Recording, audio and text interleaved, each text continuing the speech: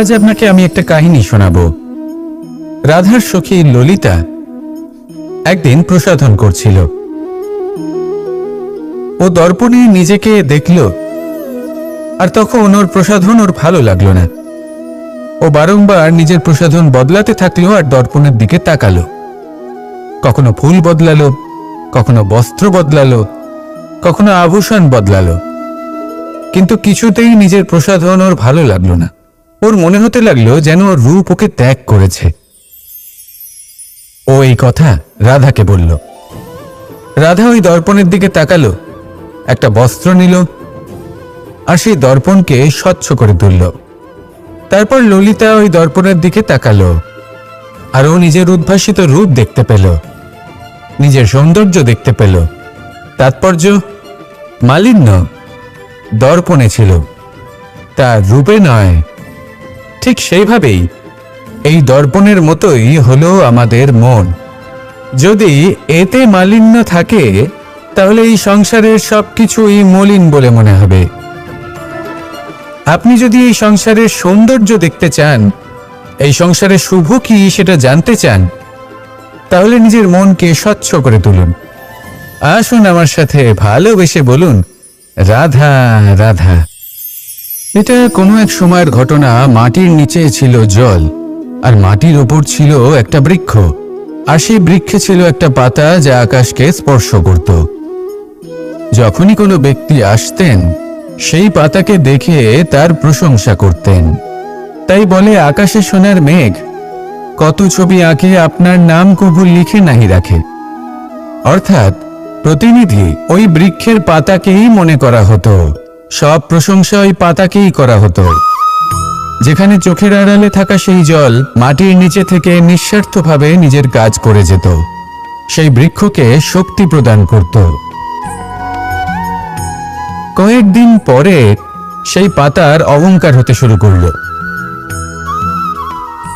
সে ভাবতে শুরু করলো যে আমি হলাম এই জলের অস্তিত্ব, আমি আছি সেই কারণেই এই জলের কথা স্মরণ করা হয়।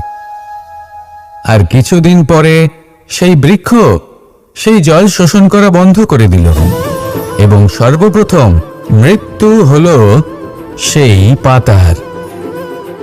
সেই পাতা যা আকাশকে স্পর্শ করছিল তা ঝরে মাটিতে পড়ে গেল, আর প্রত্যেক ব্যক্তি তার ওপর দিয়ে হেঁটে চলে যেত, তাকে দেখে আর কেউ প্রশংসা করত না।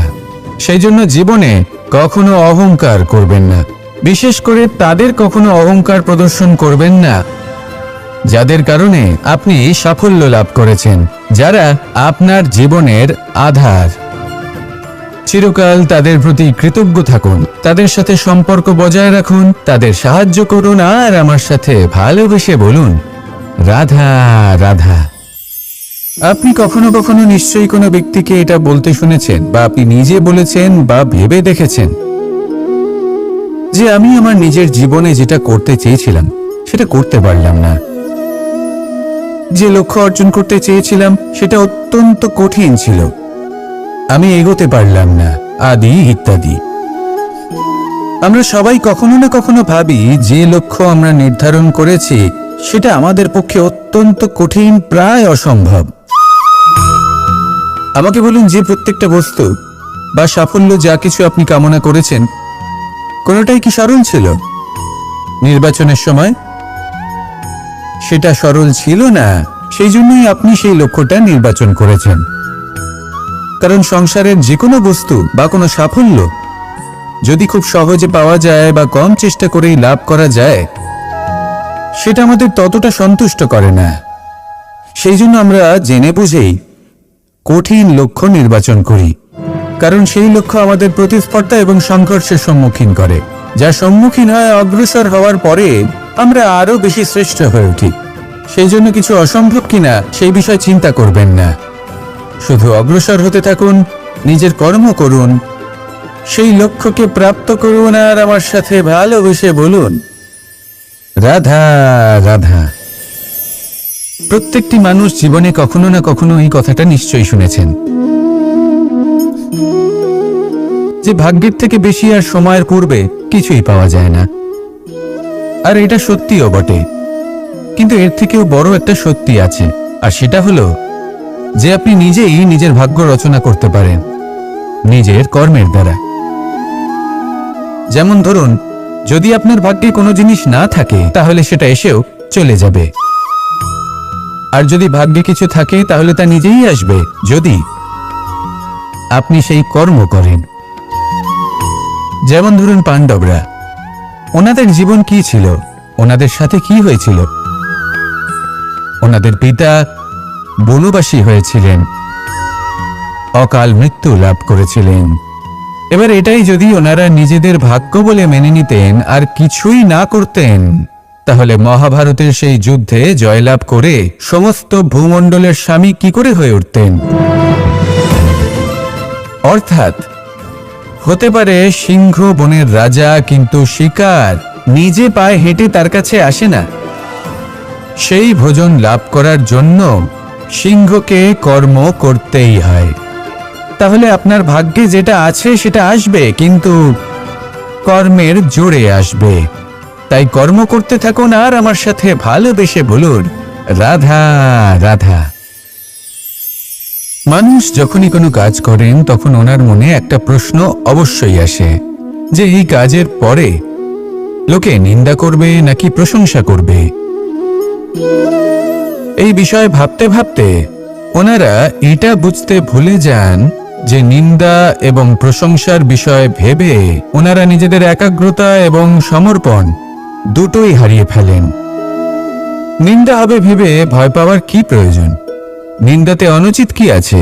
উচিত দৃষ্টিভঙ্গি দিয়ে ভেবে দেখুন। নিন্দা এবং প্রশংসা এই দুটোই হলো অনিবার্য। নিন্দা যখনই হয় তখন যে যাই বলুক না কেন, আপনি একটা সুযোগ লাভ করেন, একটা সুযোগ নিজের ভুল বুঝতে পারার, সেটা শুধরে নিতে পারেন, নিজের পথ বদলে নিতে পারেন আর সাফল্যের পথে অগ্রসর হতে পারেন। একটা শিক্ষা পাওয়া যায় এই নিন্দা দ্বারা। আর যখন প্রশংসা লাভ হয় তখন আমাদের মন আনন্দে ভরে ওঠে। এই দুটোই অত্যন্ত প্রয়োজনীয়। সেই জন্য নিন্দা এবং প্রশংসার এই খেলায় জীবনের অঙ্কটা বদলে ফেলবেন না, সেটা অনুচিত হবে। কারণ জীবন না শুধু নিন্দার বিষয় আর না শুধু প্রশংসার, জীবন হলো আত্মিক সুখের বিষয়। যখন আপনি কোনো শ্রেষ্ঠ কাজ করেন, আপনার মন আপনাকে বলে দেবে যে আজ আপনি কোনো শুভ কাজ করেছেন। সেটাই হলো আত্মিক সুখ, এটাই হলো জীবন। তাই নিন্দার মাধ্যমে যে দুঃখ জীবনে আসে বা ফেলে আসা অতীতের জন্য আপনার জীবনে যে দুঃখ আসে, সেগুলো ভাবা বন্ধ করে দিন আর কর্ম করুন এই বর্তমানের জন্য, আগামী ভবিষ্যতের জন্য। আসুন আমার সাথে ভালোবেসে বলুন, রাধা রাধা। দেখুন, এটা তো সবাই করে থাকেন, ধনের কামনা করা, ধন অর্জন করা, ঈশ্বরকে ধন্যবাদ জানানো, সবাই করেন, কিন্তু ফল সবাই পান না। কারণ বেশিরভাগ মানুষই পেছনে ফিরে তাকিয়ে এটা ভাবেন যে আমরা তো জীবনটা যাপনই করলাম না। এই জীবনে সবকিছু আছে, সম্পত্তি আছে, স্বাচ্ছন্দ্য আছে, সাফল্য আছে, শুধু সুখ আর শান্তি নেই। এবার এরকমটা কেন হয়? এর পেছনে কারণটা কি? কারণ হলো এটাই যে জীবনে বাঁচার যে বিধি আপনি নির্বাচন করেছেন তা কিছুটা অনুচিত। জীবনে কিভাবে বাঁচা উচিত, জীবনযাপন কিছুটা রীতি মেনে করা উচিত। অর্থাৎ সবাইকে ভালোবাসুন, কারোর সাথে ছলনা করবেন না, সম্পর্ক গড়ে তুলুন, তা পালন করুন। যদি ধন অর্জন করতে চান তাহলে নীতি মেনে করুন, ভেবেচিন্তে পরিকল্পনা করে। আবার বলবো, কারোর সাথে কোনো ছলনা নয়, কোনো অনুচিত কর্ম করবেন না ধন অর্জন করার জন্য।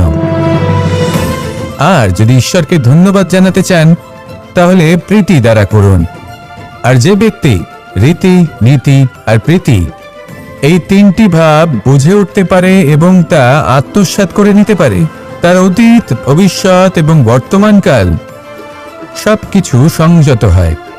আপনি কিভাবে জীবনযাপন করতে চান, কিভাবে ধন অর্জন করতে চান, ঈশ্বরকে ধন্যবাদ জানাতে চান, নির্বাচন আপনার। আসুন আমার সাথে ভালোবেসে বলুন, রাধা রাধা। ভয় হলো মানুষের জীবনে এমন একটি আবেগ যেটা না থাকলেও মঙ্গল, আর থাকাটাও প্রয়োজনীয়। এই ভয় মাঝে মাঝে মানুষকে কোনো কর্ম করা থেকে বাধা দেয়। আবার কখনো মানুষকে এই ভয় কোনো কর্ম করতে প্রেরণা প্রদান করে। এবার যেমন মৃত্যুর পর আমরা স্বর্গ লাভ করব নাকি নরক বাস করব, সেই বিচারটা ভয় হিসেবে মানুষের মনে ঘর করতে থাকে। আর এই ভয়ের বিষয়ে মানুষ এতটাই ভাবে যে নিজের জীবনের লক্ষ্য, উদ্দেশ্য, রীতি এই সব কিছুর বিষয়ে ভুলে যায়। দেখতে গেলে মৃত্যুর পরে কি হবে সেটা আমাদের মধ্যে কেউ জানে না, সেটা তো মৃত্যুর পরেই আমরা জানতে পারব। কিন্তু এই মৃত্যু পর্যন্ত নিজের জীবনের সারথি হলেন আপনি নিজেই, তাই না? আপনি চাইলে এই জীবনকে স্বর্গও করতে পারেন, আবার নরকেও পরিণত করতে পারেন।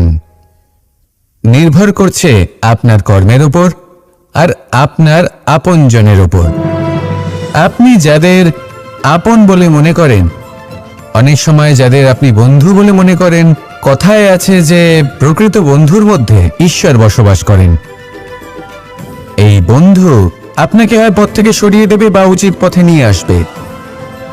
এরাই আপনার জীবনকে স্বর্গ করে তুলতে পারে বা আপনাকে নরক পথেও টেনে নিয়ে যেতে পারে।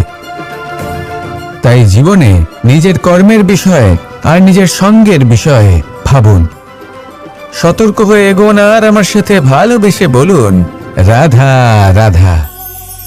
লোভ এবং ক্রোধ এই দুইয়ের মধ্যে সম্পর্ক খুব গভীর। এবার আপনি বলতে পারেন যে এটা আমি কি বলছি, একটু বোঝার চেষ্টা করুন। জীবনে যখনই আমরা কোনো বস্তু লাভ করতে চেষ্টা করি, তার বাসনা পোষণ করি, আর যখন সেই বস্তু আমাদের কাছে আসে আমরা চাই যে এটা আমাদের সাথেই থাকুক, আমরা সেটা সংরক্ষণ করে রাখার চেষ্টা করি। লোভের জন্ম হয়। আর যখন তাকে সংগ্রহ করে নিজের কাছে ধরে রাখতে পারি না, যখন সেই বস্তু আমাদের থেকে দূরে চলে যায়, তখন সেই লোভ ক্রোধে পরিবর্তিত হয়ে যায়। এবার এই ক্রোধ কি করে? এই ক্রোধ আপনার মনে ভয় উৎপন্ন করবে, কিছু সন্দেহ উৎপন্ন করবে, মনে হবে যে যেন আমি সেই বস্তুর যোগ্যই ছিলাম না, আমার চেষ্টায় কোনো ত্রুটি ছিল, আমি কোনো অনুচিত কিছু করেছি। আর এই যে ভ্রম, সেটা আস্তে আস্তে আপনার মনকে ব্যাকুল করে তুলবে। আর এই ব্যাকুল মন আস্তে আস্তে আপনার যুক্তিতর্কের ক্ষমতাকে নাশ করে দেবে। তর্ক বিতর্কের শক্তি অর্থাৎ বিবেক।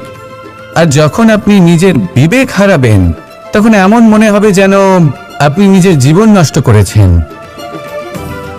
এর অর্থ এটা নয় যে জীবনে কামনা করবেন না, ইচ্ছে পোষণ করবেন না। অবশ্যই ইচ্ছে পোষণ করুন, আর যা কিছু লাভ করতে চান তা অর্জন করুন, কিন্তু তার প্রতি মনে লোভ জন্মাতে দেবেন না, সেটা অনুচিত ব্যাপার। একবার যদি লোভ জাগ্রত হয়, তাহলে সেটা আপনাকে আপনার পতনের দিকে নিয়ে যাবে। তাহলে লোভকে নিজের থেকে দূরে রাখুন, ক্রোধও আপনার থেকে দূরে থাকবে। আসুন আমার সাথে ভালোবেসে বলুন, রাধা রাধা। কখনো কখনো আমরা অনেক কিছু ভাবি, তারপর দুঃখী হয়ে যাই যে এত কিছু ভাবা সত্ত্বেও আমরা যে কর্ম করতে চেয়েছিলাম সেটা করতেই পারলাম না, যে লক্ষ্যটা আমরা লাভ করতে চাইছিলাম সেটা করতেই পারলাম না। আমরা সংসারের সামনে এটা ঘোষণা করে ফেলি, কথা দিয়ে ফেলি যে এই কর্ম আমি করে দেখাবো, এই সাফল্য আমি প্রাপ্ত করেই ছাড়ব, কিন্তু করতেই পারি না। তার কারণটা কি? চেতনা, আমাদের একাগ্রতা। আমরা একাগ্র হয়ে পড়ি এই সংসারকে কিছু প্রমাণ করে দেখানোর জন্য, যেখানে আমাদের একাগ্রচিত্ত হওয়া উচিত নিজেদের কর্মের উপর। কোনো বস্তু বা কোনো সাফল্যের কামনা করা, তার জন্য পরিকল্পনা করা, তার জন্য কর্ম করা আর তা প্রাপ্ত করা, এটা আমাদের কর্তব্য। আর আমাদের মনোযোগ শুধু সেদিকেই কেন্দ্রীভূত হওয়া প্রয়োজনীয়। এই সংসারকে বলার কোনো প্রয়োজন নেই। একবার যদি আপনি কর্ম করে দেখান, তাহলে সংসার এমনিও দেখতে পাবে। সেই জন্য প্রতিশ্রুতি দেবার পরিবর্তে দৃঢ় সংকল্প করে অগ্রসর হতে থাকুন। শুধু ভাবার বদলে কর্ম করতে শিখুন, আর বলার পরিবর্তে সেটা করে দেখাতে শিখুন। একবার সাফল্য লাভ করুন, তারপর এই সংসারকে বলবেন যে এটা আমি ভেবেছিলাম আর সেটাই আমি করে দেখিয়েছি। কর্ম করুন আর আসুন আমার সাথে ভালোবেসে বলুন, রাধা রাধা। কখনো কখনো আমাদের নিজেদের ভাবনা চিন্তাই জীবনের পথে অগ্রসর হতে বাধা দেয়। আমাদের চিন্তা ভাবনা আমাদের সীমাবদ্ধ করে দেয়। আমরা প্রত্যেক দিন পরিশ্রম করি, কিছু দেখি, কিছু লাভ করি, কোনো একটা স্থানে পৌঁছই, আর একটা সময় পরে মনে কেমন যেন একটা ভাবনা উৎপন্ন হয় যে আর কত দেখব, এত কিছু তো দেখে নিলাম, এত কিছু তো লাভ করলাম, এত সাফল্য অর্জন করলাম, আর কত লাভ করব। আর সেখানে আমরা থেমে যাই।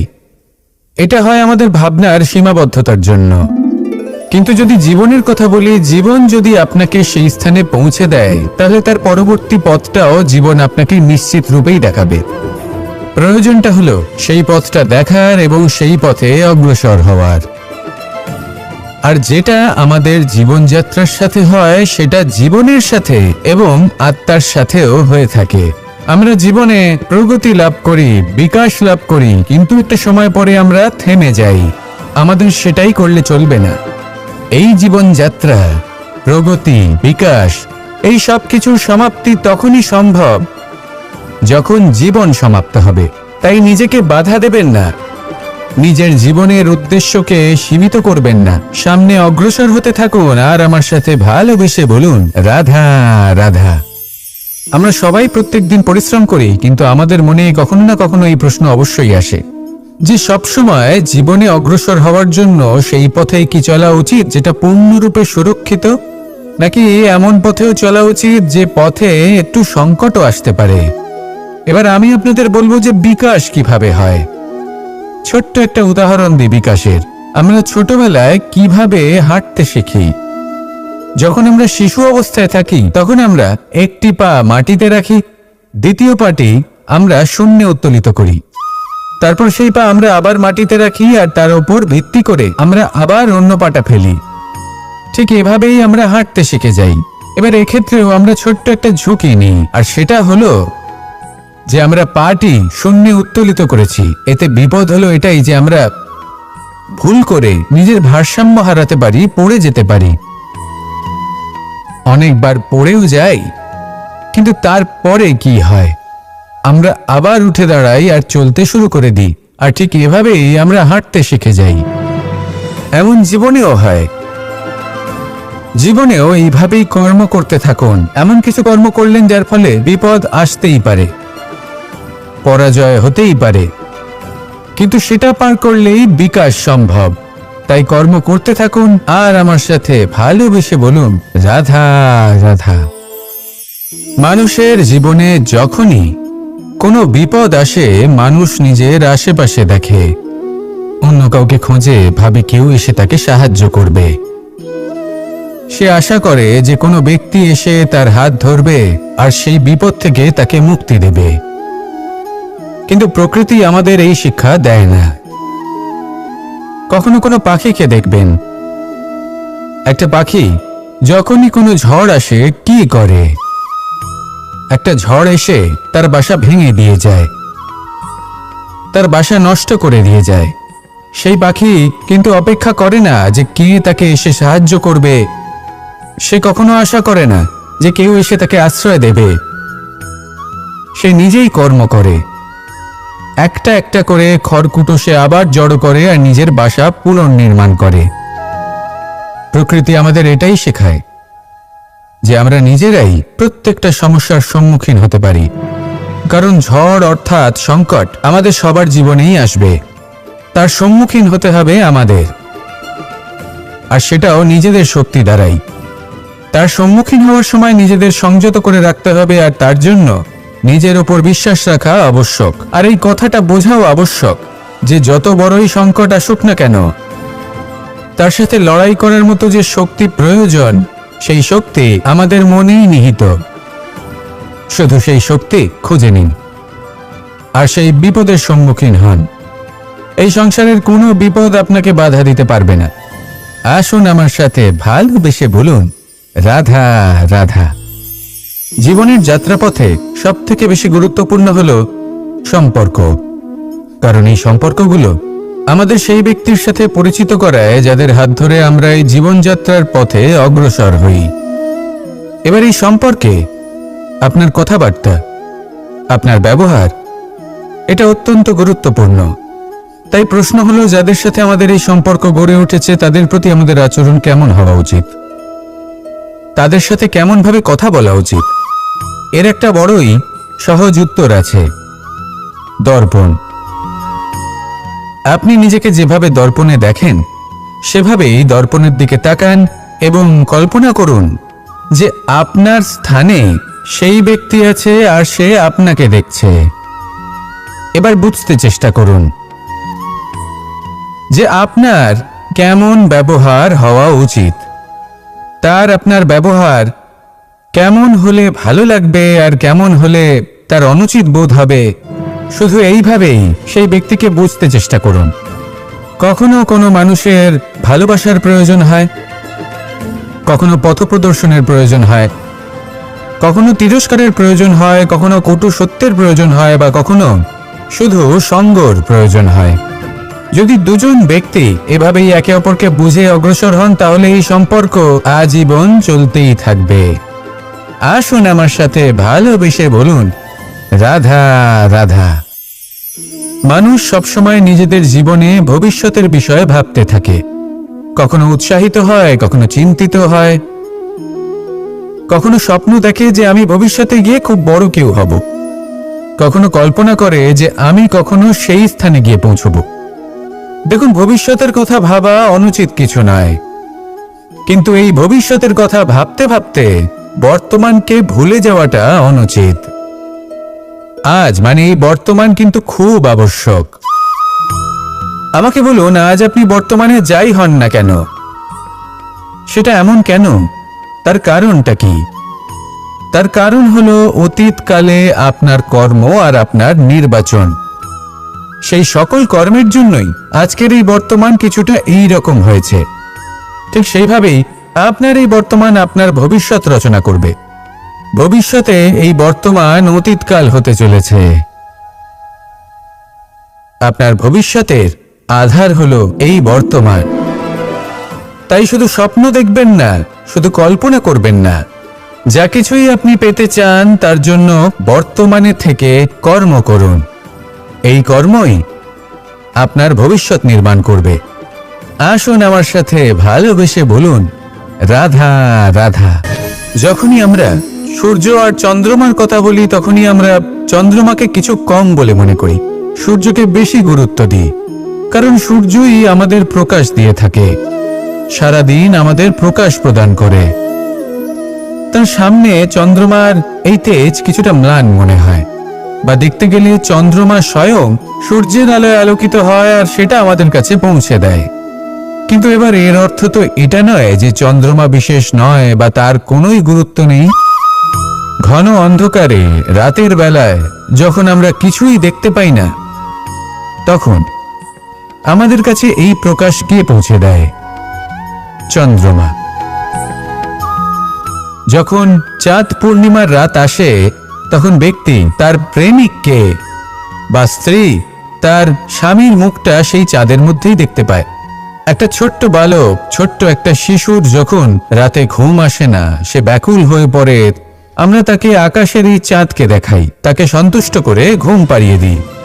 এই চন্দ্রমা কখনো অর্ধচন্দ্রমা হয়ে, কখনো লুপ্ত হয়ে গিয়ে, কখনো আবার জাগ্রত হয়ে ওঠে, এই সংসারকে প্রকাশ প্রদান করে। সে অসংখ্য প্রাণীর পথ প্রদর্শন করে। অর্থাৎ চন্দ্রমা হওয়া কোনো অংশে কম কিছু নয়।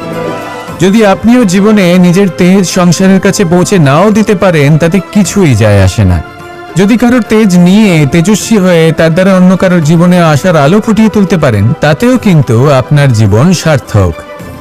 আসুন আমার সাথে ভালোবেসে বলুন, রাধা রাধা। মন এবং মস্তিষ্ক, এই দুই হল মানুষের জীবনের দুটি গুরুত্বপূর্ণ অংশ। এবার আপনি বলবেন, এই দুইয়ের মধ্যে পার্থক্য কি? দুটোই তো সমান। না, যেটা আমি আপনাকে বোঝাতে চেষ্টা করছি সেটা ভালো করে বুঝুন। প্রথম, মন। এই মন অত্যন্ত চঞ্চল হয়। এর নিজের কোনো বিবেক থাকে না, সিদ্ধান্ত নেওয়ার কোনো ক্ষমতাই থাকে না। এই মন শুধু বয়ে চলে। আর দ্বিতীয় হলো মস্তিষ্ক, সেই অংশ যেখানে বুদ্ধির সঞ্চার হয়ে থাকে। এটা হলো জ্ঞান দ্বারা পরিপূর্ণ এবং অত্যন্ত প্রবলও হয়। বেশিরভাগ সময় জীবনের সঠিক সিদ্ধান্ত নেওয়ার ক্ষেত্রে এই মস্তিষ্কই আমাদের সাহায্য করে। সেখানেই মন মাঝে মাঝে আমাদের উচিত সিদ্ধান্ত নেওয়ার ক্ষেত্রে বাধা দেয়, কখনো সঠিক পথ থেকে সরিয়ে দেয়, কারণ চঞ্চল প্রবৃত্তি হওয়ার কারণে এটা অস্থির হয়ে থাকে।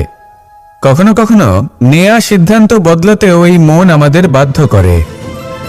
সেই জন্য আপনি যদি জীবনের পথে অগ্রসর হতে চান, তাহলে মস্তিষ্কের সিদ্ধান্তে আস্থা রাখুন, পূর্ণরূপে নিজের সঙ্গী করে তুলুন। হতে পারে তখন আপনার এই মন বিদ্রোহ করে বসল, কিন্তু দৃঢ় নিষ্ঠার সাথে মস্তিষ্কের সিদ্ধান্তে আস্থা রাখুন। আস্তে আস্তে এই মন, যাকে আপনার শত্রু বলে মনে হচ্ছিল, আস্তে আস্তে সেটাও আপনার বন্ধু হয়ে উঠবে আর আপনাকে সাহায্য করবে। আসুন আমার সাথে ভালোবেসে বলুন, রাধা রাধা। এই সংসারে প্রত্যেক ব্যক্তি নিজের সংগ্রাম করে চলেছে। প্রত্যেক ব্যক্তির নিজের লড়াই আছে, আর সেই রণভূমিতে প্রত্যেক ব্যক্তি নিজের যুদ্ধে লড়াই করছেন। আর যদি যুদ্ধের কথা বলি, সেখানে কেউ বিজয়ী হয় বা কেউ পরাজিত। আর এখানে এটা বোঝা অত্যন্ত প্রয়োজনীয় যে কোথায় পরাজয়টা হওয়া গুরুত্বপূর্ণ আর কোথায় বিজয় লাভ করাটা গুরুত্বপূর্ণ।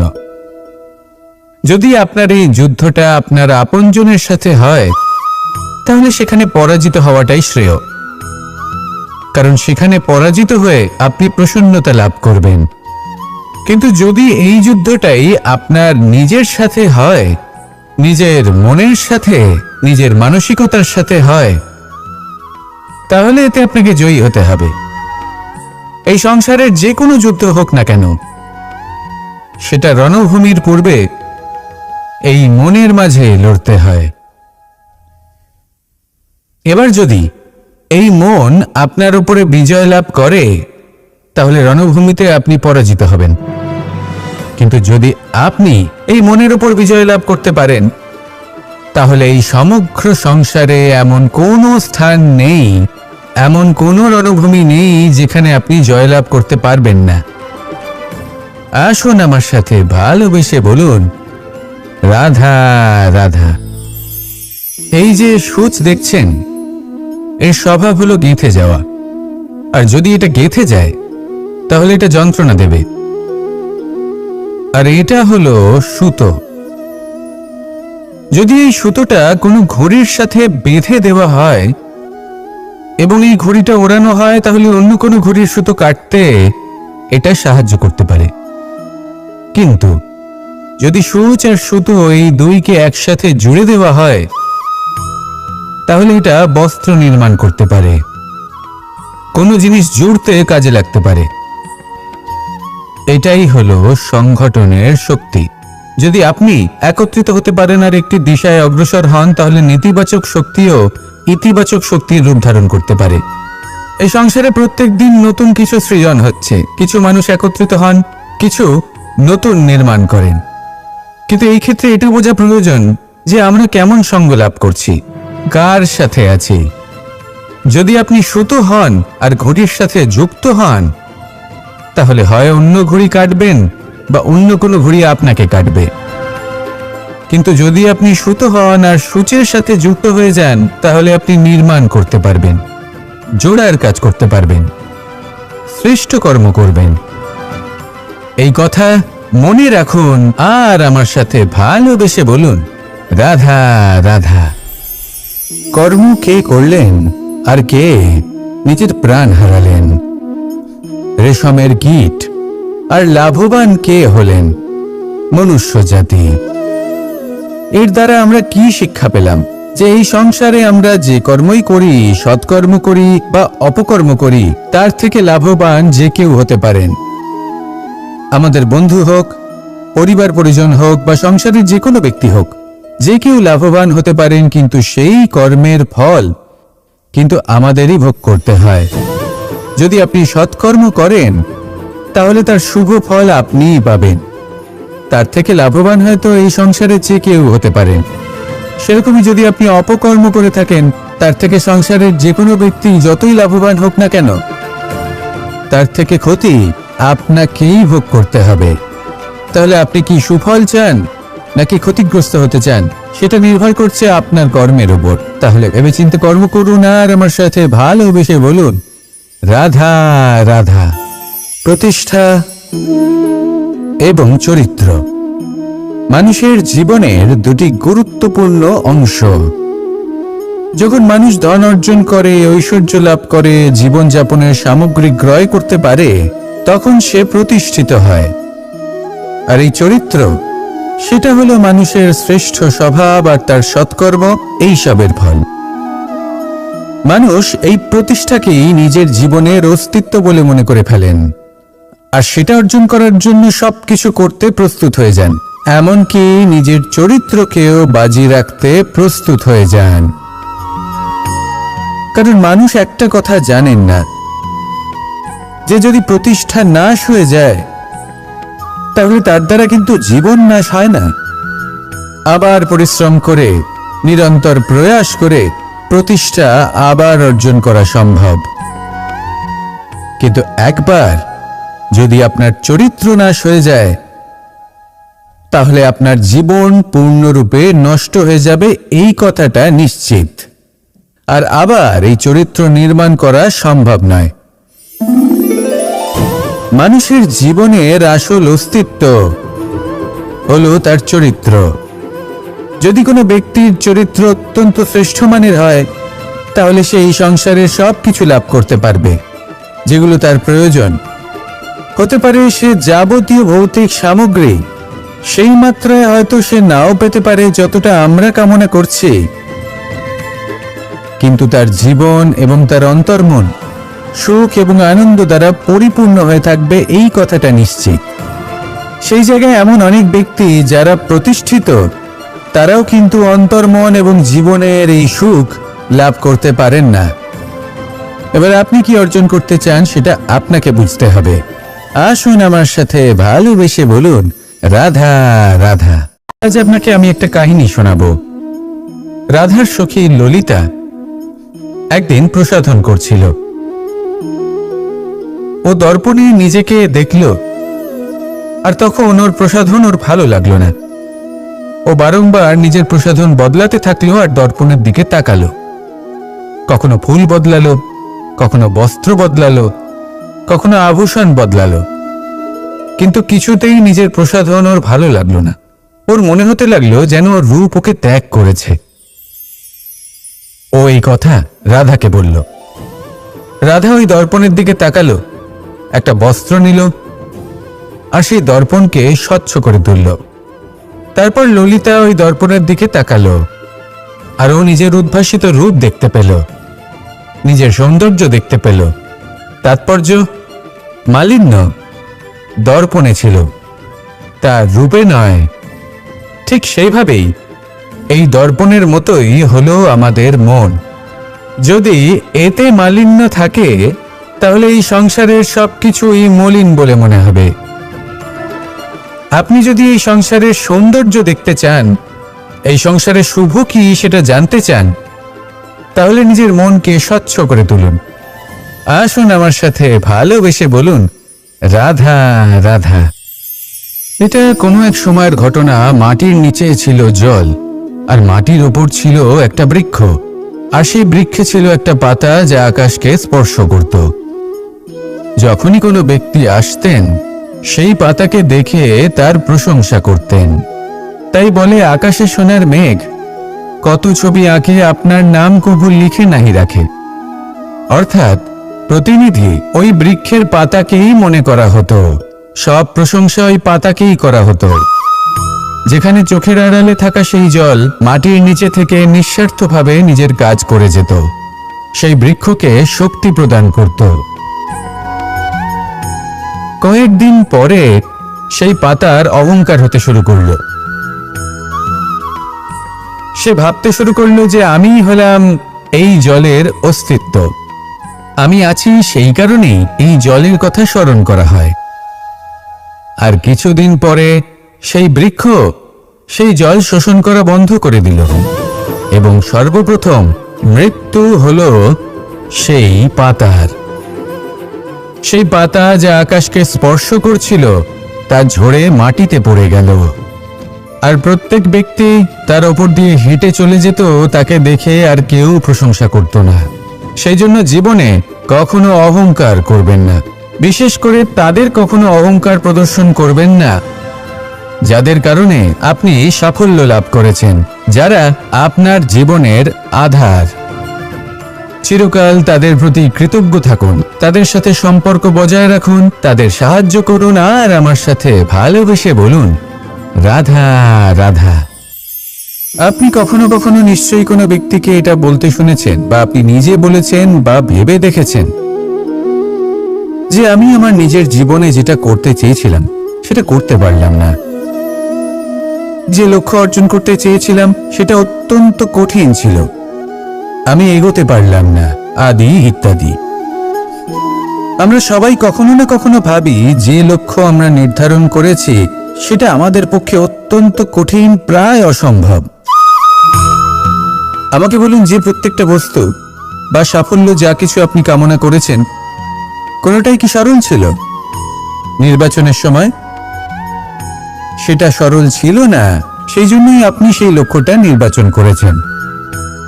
কারণ সংসারের যে কোনো বস্তু বা কোনো সাফল্য যদি খুব সহজে পাওয়া যায় বা কম চেষ্টা করেই লাভ করা যায়, সেটা আমাদের ততটা সন্তুষ্ট করে না। সেই জন্য আমরা জেনে বুঝেই কঠিন লক্ষ্য নির্বাচন করি, কারণ সেই লক্ষ্য আমাদের প্রতিস্পর্ধা এবং সংঘর্ষের সম্মুখীন করে, যার সম্মুখীন হয় অগ্রসর হওয়ার পরে আমরা আরো বেশি শ্রেষ্ঠ হয়ে উঠি।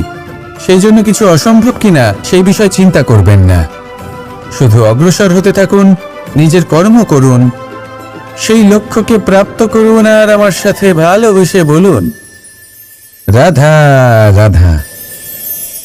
প্রত্যেকটি মানুষ জীবনে কখনো না কখনো এই কথাটা নিশ্চয়ই শুনেছেন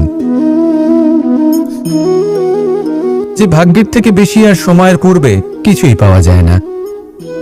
আর এটা সত্যিও বটে, কিন্তু এর থেকেও বড় একটা সত্যি আছে, আর সেটা হলো যে আপনি নিজেই নিজের ভাগ্য রচনা করতে পারেন নিজের কর্মের দ্বারা। যেমন ধরুন, যদি আপনার ভাগ্যে কোনো জিনিস না থাকে তাহলে সেটা এসেও চলে যাবে, আর যদি ভাগ্যে কিছু থাকে তাহলে তা নিজেই আসবে, যদি আপনি সেই কর্ম করেন।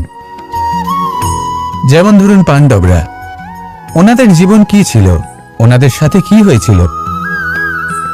ওনাদের পিতা বনবাসী হয়েছিলেন, অকাল মৃত্যু লাভ করেছিলেন।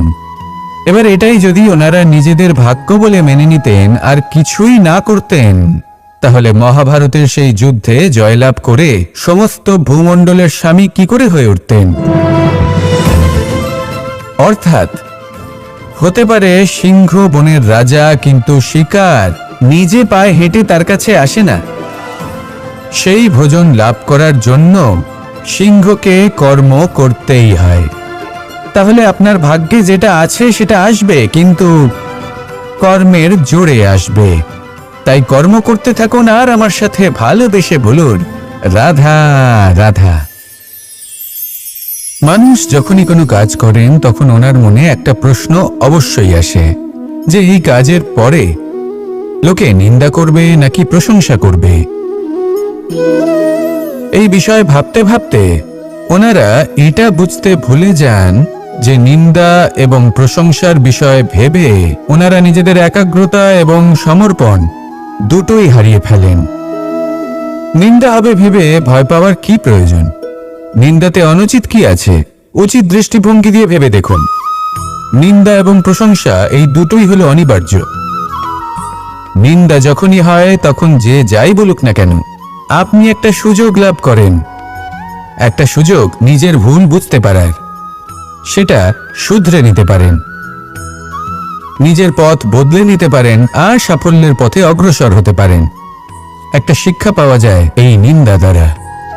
আর যখন প্রশংসা লাভ হয় তখন আমাদের মন আনন্দে ভরে ওঠে। এই দুটোই অত্যন্ত প্রয়োজনীয়। সেই জন্য নিন্দা এবং প্রশংসার এই খেলায় জীবনের অঙ্কটা বদলে ফেলবেন না, সেটা অনুচিত হবে। কারণ জীবন না শুধু নিন্দার বিষয় আর না শুধু প্রশংসার। জীবন হলো আত্মিক সুখের বিষয়। যখন আপনি কোনো শ্রেষ্ঠ কাজ করেন, আপনার মন আপনাকে বলে দেবে যে আজ আপনি কোনো শুভ কাজ করেছেন। সেটাই হলো আত্মিক সুখ, এটাই হলো জীবন। তাই নিন্দার মাধ্যমে যে দুঃখ জীবনে আসে বা ফেলে আসা অতীতের জন্য আপনার জীবনে যে দুঃখ আসে, সেগুলো ভাবা বন্ধ করে দিন আর কর্ম করুন এই বর্তমানের জন্য, আগামী ভবিষ্যতের জন্য। আসুন আমার সাথে ভালোবেসে বলুন রাধা রাধা।